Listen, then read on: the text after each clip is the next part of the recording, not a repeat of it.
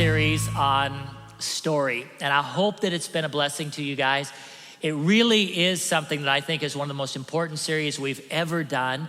If you'll take it to heart, you look at those highs, you look at the lows, you look at the God narrative that you extract, you ask the question, God, as I'm looking at my life story, I see the highs, I see the lows that were defining moments in my life. God, what are you saying to me out of those? What did you say then? What are you saying in my life now? How are you writing my story? And the fact that we all have a unique story and that God has a large meta narrative, a large story. And when those stories come together, we see that God is a God that you can know intimately, that God is a God that loves you unconditionally, and that God is writing your story in the now. You're not set on hold by God and forgotten. You are having God writing with the finger of his hand upon your heart and in your life. So things are strategic. I love that Bill Bright, who's one of my spiritual fathers of the faith and heroes, and I got to know him well. Campus Crusade for Christ is what he launched. Athletes in Action, I believe, was his, and the Jesus movie that went all around the globe and brought so many to Christ. And I love that he said at one point, and I've never forgotten it, he said, if I'm with somebody for 5 minutes or more, then I can, it's like an alarm going off, and I have a sense come over me, overwhelm me, that if I'm with that person for 5 minutes or more, that there's a God moment here, that God is strategically bringing us together. And he asked God in his heart, God, what are you wanting me to say to this person? How do you want me to show this person your love? What is it that's on your heart for this individual so that this one can know that you are indeed authentic and real? So we're looking at story and wrapping this up, and I want to talk specifically to story in the now, meaning we have talked about the highs and the lows of the past and the narrative that can be extracted out and what self-story we are then sharing. I want to bring story into the now. Story also as to how this is going to unfold in regard to legacy. We will all leave behind us a legacy. There will come a time in which our life has been lived to its completeness, and people will discuss us, and our presence will be in a room when we're not even there. Maybe we will have at that point passed on. But there will be something that immediately will be felt about our legacy, especially by family members and by individuals that we have walked through life with. Some of us will have that impact on a larger scale, perhaps of the number of individuals. But every one of us impacts people.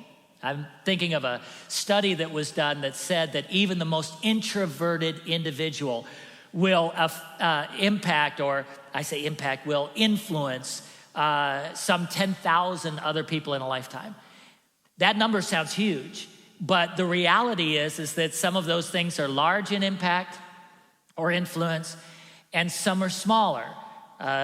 We could have a small thing of just simply going down the buffet line and we just love Jell-O. And so we choose the yellow Jell-O, and somebody just next to us sees that yellow Jell-O jiggling coming on over to our tray and thinks, I'm gonna have the yellow Jell-O. It looks good. It may be something so small as influencing that way. Then there are larger places of influence. When people see the way that you live your life, and because they are watching you, you have an impact on them to where if you go on the mission field, they want to go on the mission field. If they see you witnessing, they want to witness. If they see you praying, an example of it, you could be in the worship service just a moment ago, and you notice that there's an individual that's worshiping with all their heart, and it just draws you in to worship in that way. It draws you to a whole nother level, and we know what that's like. That's influence. So I'm speaking to you today as leaders.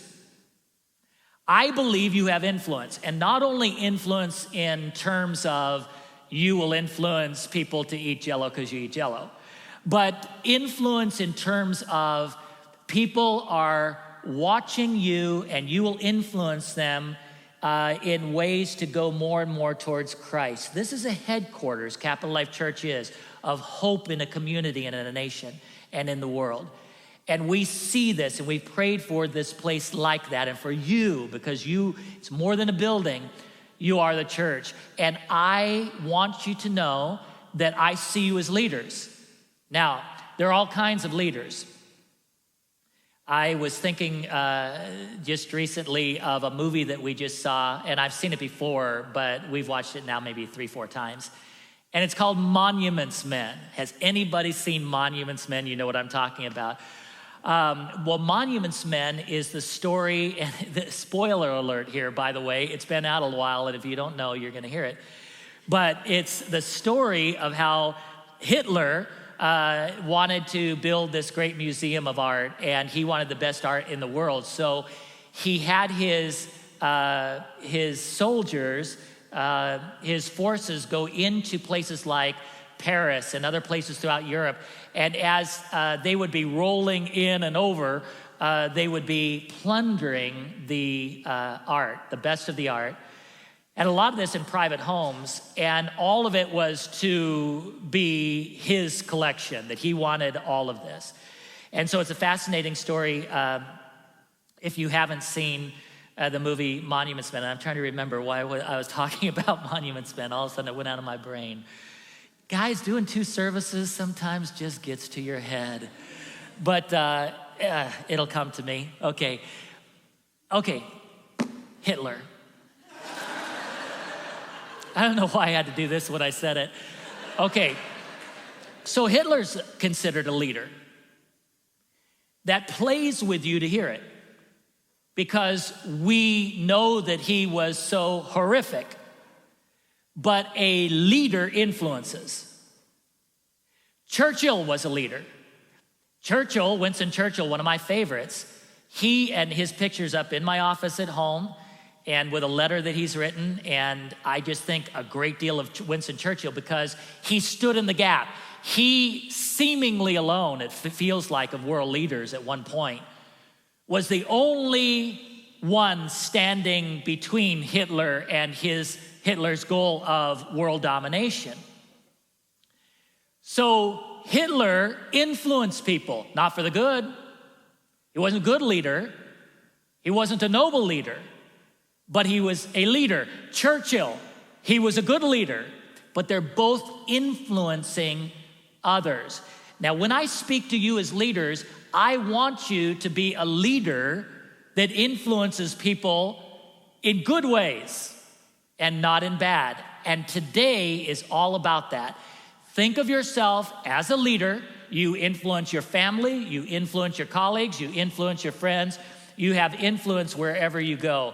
And then recognize that you're influencing them in one way or another. And for those of you that are parents, especially parents of those that are past the infant stage, you know what I'm talking about when I say our kids at a certain stage start to watch everything and emulate it. In fact, you don't even realize to what degree they emulate. And you start to look at it, and if you don't like what you see, you realize, ooh, but they're emulating me. So it's self-analysis that we begin to look at ourselves and say, in what ways am I leading others and influencing others? Now, as I've done the doctorate work at Gordon Conwell, the whole theme of it is redemptive leadership and organizational management. Now, what I'm speaking specifically about here is the leadership part of that.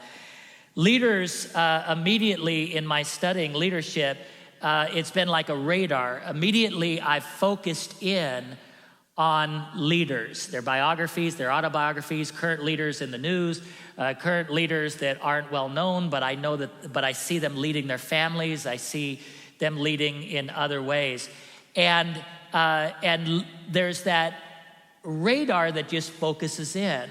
Now, I remember when I got my first car. My first car was a red Honda Prelude, and it had one of those, and I still get mixed up whether you call it a moonroof or a sunroof, but you open it up, the sun's coming in, you're just going along feeling cool. And that was my very first car, perfect car before I crashed it within 3 months. Now, that car, the moment I got that red Honda Prelude, I noticed something happened. And that is, all of a sudden I had an affinity with everybody else that had a red Honda Prelude, even if I didn't know them on the road. And we would come to an intersection and stop, and immediately we noticed each other.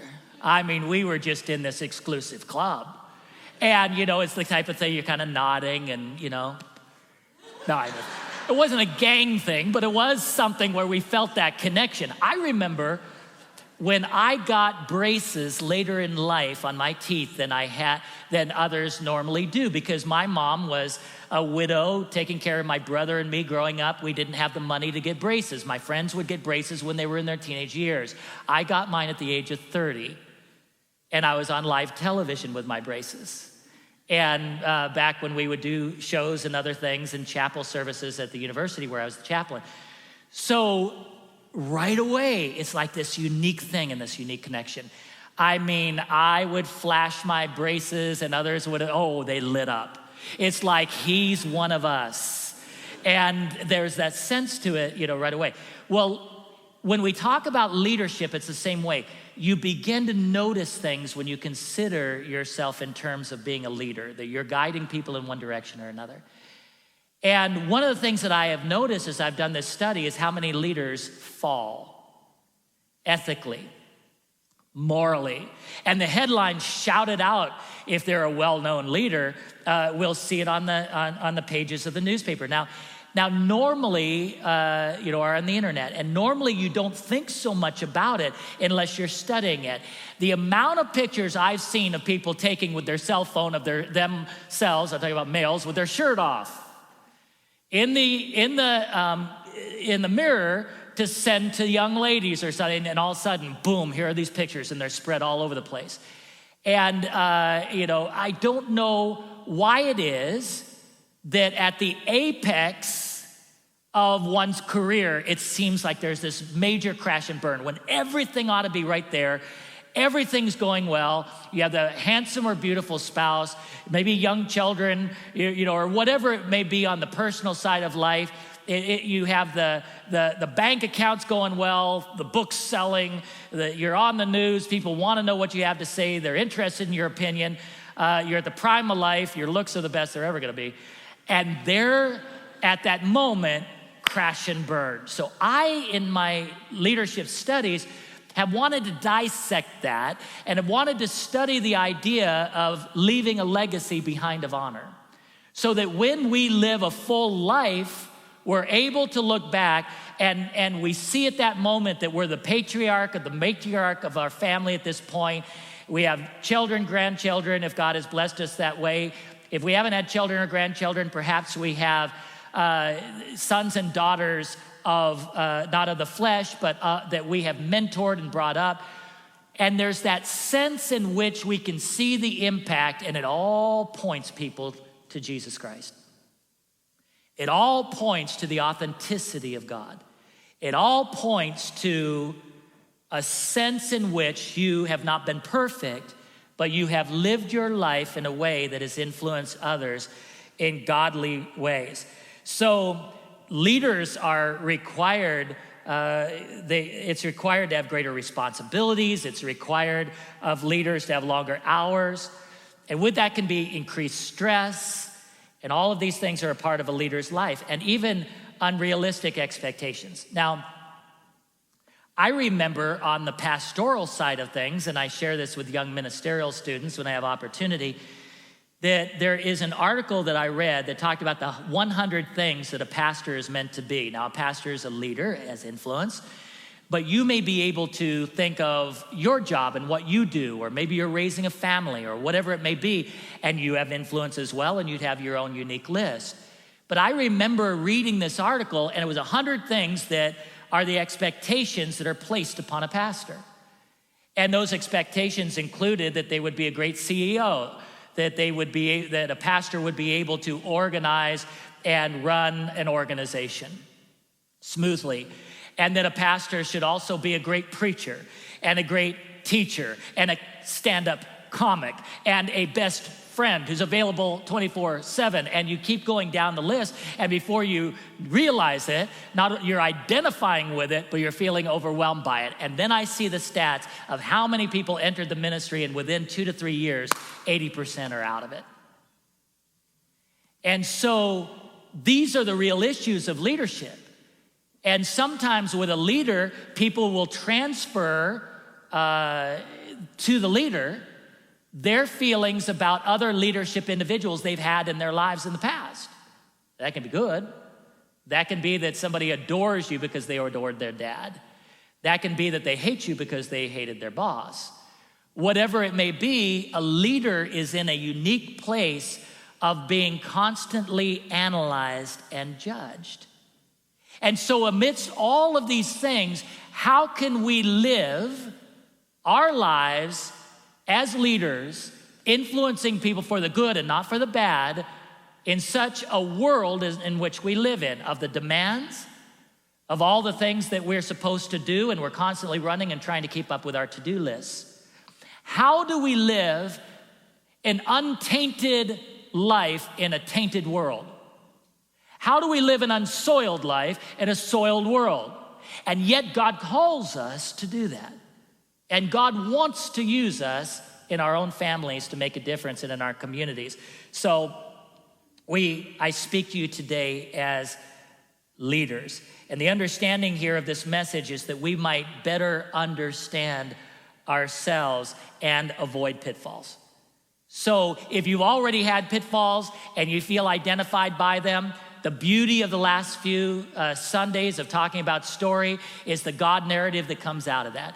That God forgives, that God sets you on a new trajectory, that there is a redeeming factor to what Jesus did on the cross for us, that because he died on the cross and rose from the dead, we don't have to be held to our lowest lows. Our narrative can be that becomes an anointed ministry, that our scars become a ministry in order to bring other people hope, because we found that God's grace was there. Now, the founder of Visa, D. Hook, said these words: "It is the management of self that should occupy 50% of our time and the best of our ability."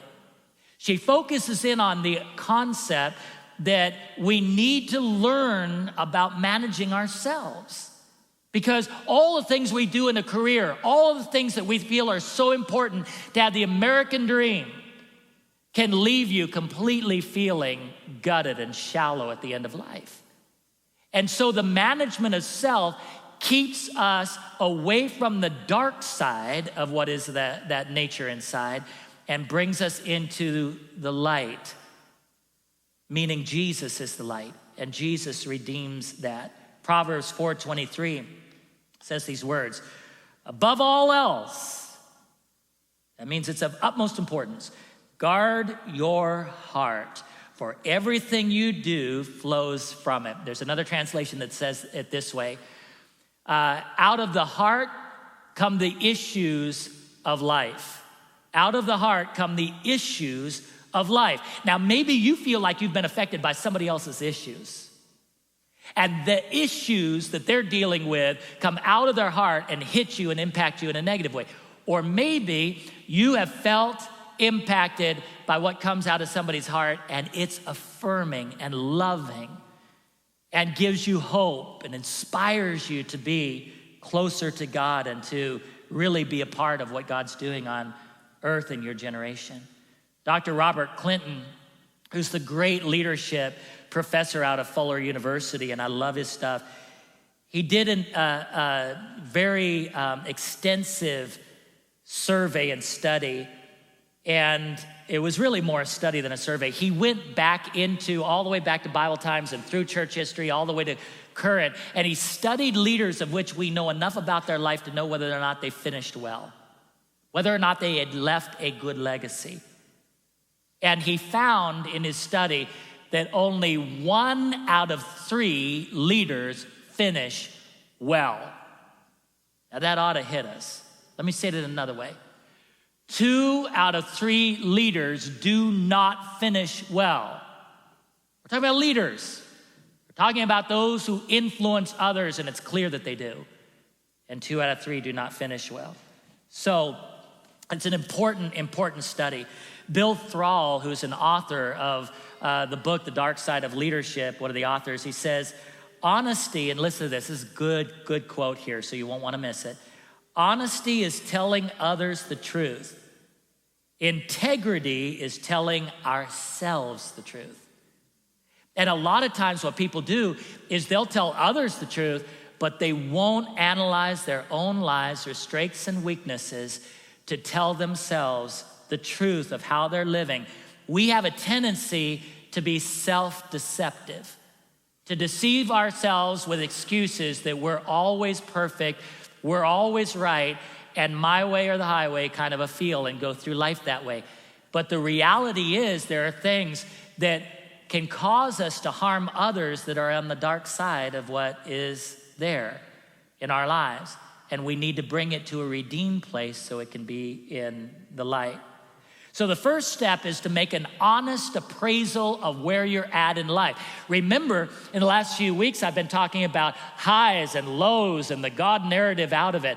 And I've been encouraging you to write out on a pad of paper or to get on your computer and to figure out those defining moments of highs and lows, maybe 3 highs, 3 lows, and God narrative out of those. What was God saying out of those? And how can I learn? What's the takeaway? What do I learn from God through this? Well, I also want to challenge you to write out your strengths and weaknesses, your light and dark that you know is within you. And don't send it out to everybody and don't put it on Facebook, but know yourself and to your own self be true. And it's a part of being able to understand yourself, because every leader has some degree of dysfunction. And we deceive ourselves if we think it's not true. But Jesus came for dysfunctional people like you and me. Those things that are the dysfunctions left unchecked, undealt with, create the headlines of the crash and burn. And you may say, well, I don't identify with the headline stuff. I'm not a well-known person. Mine wouldn't make it into the paper. But I can guarantee you it's ripple effect in your family. It's ripple effect for those that have been watching you. It'll be ripple effect for your parents. It'll be ripple effect for your kids. It's ripple effect for your brothers, your sisters. It's ripple effect for where you work. You need to know that there is that side that you need to bring to Christ. There is that side, those elements that you need to have redeemed. If you don't realize that at moments you walk in the shadow, you won't know to step over into the light. Jesus provides for you to be able to live in the light, but beware the shadow. Beware the shadow, because it's there in individuals. And we know with Alcoholics Anonymous that the first thing that they do is they have you introduce yourself. Hi, I'm Bill, and I'm I wanted you to say it. I didn't want to say it. I don't want that clip out there for people to put out there. I told you. Okay, but the first idea within that is that you are owning something. You're owning it in order to deal with it and have victory over it. If you don't own it and you self-deceive and say, I'm not an alcoholic, I just drink as much as anybody else, I just do now and then, it's no big deal. And yet that is there, and abuse comes out of it and other things. And before you know it, marriages fall apart, or kids and the relationship with their parents is destroyed. Listen, we want to recognize what our weaknesses are, those things that can find themselves being the shadow areas of our lives. And those headlines or those ripple effects come out of those things being undealt with, not recognized. The dark side is defined as follows. It is composed of the inner urges, compulsions, and dysfunctions of our personality that often go unexamined or remain unknown to us until we experience an emotional explosion. And we wonder where that emotional explosion came from, and we're having to pick up the pieces. Guys, I would love to look at this in a preventative way. The dark side or the shadow side, and we can use those terms interchangeably, is based in selfishness and pride. It's the idea that we want to gratify ourselves, and we want it when we want it, however we want it, and we are in charge and we can have whatever we want in those ways. It's all self-gratification. It's not found in a sense of seeking God's direction, guidance. It's found in us being the center of the wheel and not Christ. The authors of The Dark Side of Leadership note that self-deception and wrong motives combine with our personality and life experiences to manufacture the dark side. I'll say it again.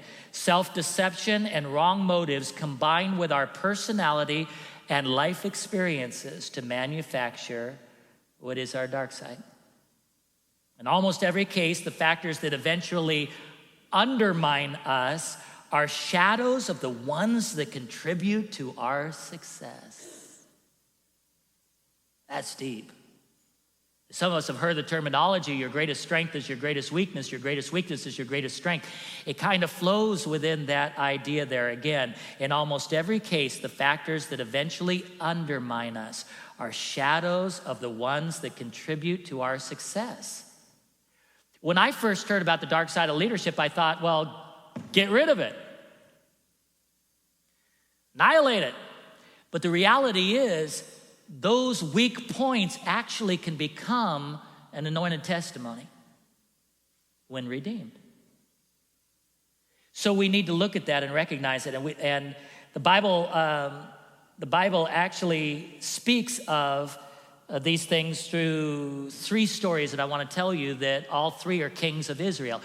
And they served Israel in succession. Let's look at King Saul for just a moment. King Saul was Israel's first king. He was handsome. Just look right up here, illustrated sermon. Handsome, muscly. Okay, I don't know if he was muscly, but he was handsome, and we know he was gifted. And so that's Saul. I want you to see him as somebody who looks like a king, seems like a king. I mean, he has all the appearance of everything being right on the outside, just like the old Nike commercials that were out there. Image is everything. Boy, he had the image. Of course, we know it really isn't everything. He took the reins as the first king of Israel at the age of 30, and he would reign for 42 years. Saul had a unique calling on his life, no question about it. Not only did he have a unique calling, he had unique abilities, no question about it. If you study his life, you will see him and his life story uniquely. Remember, I'm calling upon you to be story catchers. Capture the story when you meet somebody. When you're just getting to know somebody, capture the story. Listen, we're going to capture Saul's story for a moment. We know that he had a calling and abilities that went alongside that calling, but he also had a darker or shadow side to him. He believed that he was above the commands of God. Now, we know that God told him to annihilate completely the Amalekites. The Amalekites, when you see them in the Old Testament, over and over again, when the Amalekites are mentioned, they are contrary to the purposes of God. In fact, we could almost see them that way symbolically today, although there are no longer Amalekites. We know that there are certain forces that constantly will be against the things of God, against the idea that God is real and exists, against the idea that he's a good God and a rewarder of those that diligently seek him. And there will be people that will do their best to do things in the same spirit as the Amalekites. They were to be destroyed by King Saul, but King Saul did not completely destroy them. And in the end, on the battlefield, when we look at the life of King Saul, we see that the one that took away his last breath on the battlefield was an Amalekite. In fact, Saul's successor, David, would find out, as the Amalekite boasted, in the sense of taking Saul's life in the end, basically to put him out of his misery, and David had that Amalekite executed. He was obedient. And the reason why he did it is he knew that Amalekite had touched the Lord's anointed. Saul may have been moving in the shadows instead of in the light in his life, but he was still God's anointed. And David was incredulous at the idea that anybody could touch the Lord's anointed in the way that he had. Saul didn't fully obey God, and that was the dark side. For all his strengths, Saul was taken down by his own, and here's a list of it: jealousy. We see jealousy in his life. We see pride. We see insecurity.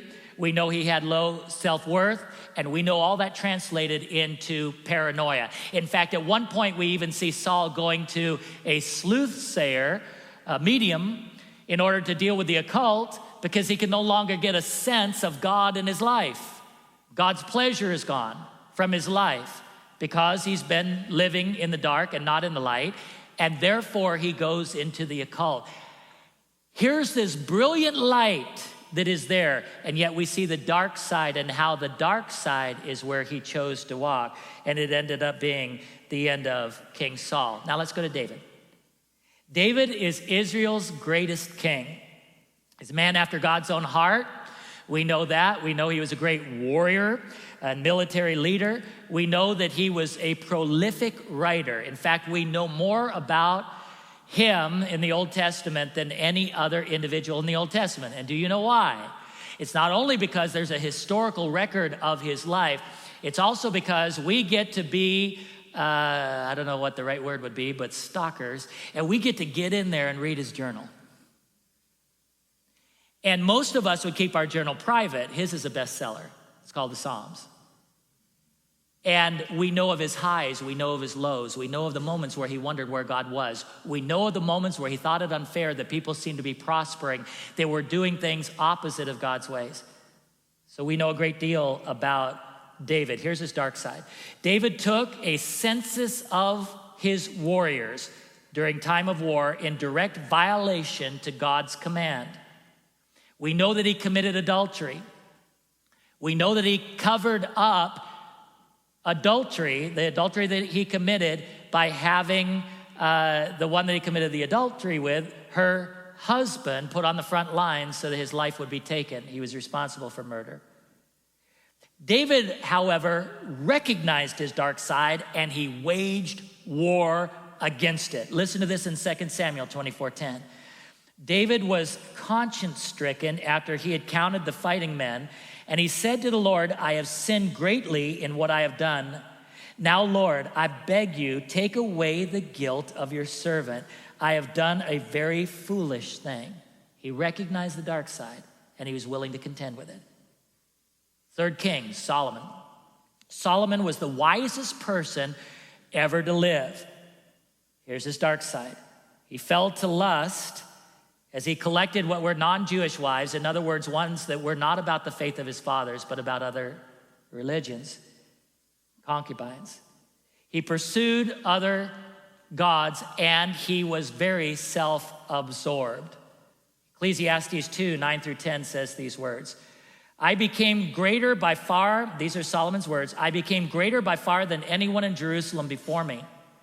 In all this, my wisdom stayed with me. I denied myself nothing my eyes desired. I refused my heart no pleasure. He's walking in the shadows. Solomon taxed his people to the extreme. He exploited others to feed his ambition. Many of you know, if you've been in the church for any length of time here at Capital Life Church, that one of my heroes of the faith is Billy Graham. He's now in his mid to late 90s, and I know his sight and his hearing is almost completely gone. And I worked with Billy Graham years ago, and he's a very dear friend of our families. And my dad and Billy Graham shared the massive tent that was the biggest tent that you could rent at the time for evangelistic meetings, and you could have 15,000 people under those tents, and that was the big deal in those days, was to go to the tent meetings and listen to them share about Jesus and receive Jesus as your Savior.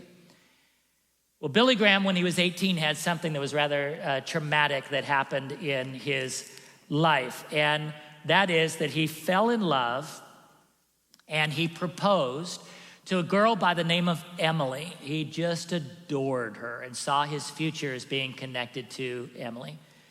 After months of hesitating and giving her answer, Emily finally accepted the proposal.